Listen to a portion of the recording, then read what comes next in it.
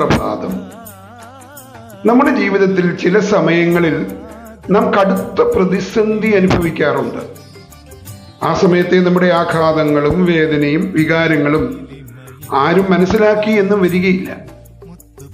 എന്നാൽ എത്ര തന്നെ ബുദ്ധിമുട്ട് തോന്നിയാലും സാഹചര്യങ്ങളെ അംഗീകരിക്കുകയും മനഃശാന്തിക്കായുള്ള പാതയിലൂടെ നടക്കുകയും ചെയ്യാൻ പരിശീലിക്കുക. അതിന് ധ്യാനപൂർണമായ ചില നിമിഷങ്ങൾ നമ്മെ സഹായിക്കും. ഓരോ ദിവസവും പുതുക്കത്തോടെ തുടങ്ങുവാൻ കുറച്ചുകൂടി ജ്ഞാനവും അനുഭവവും എല്ലാ ഇന്നലകളും നമുക്ക് നൽകുന്നുണ്ട്.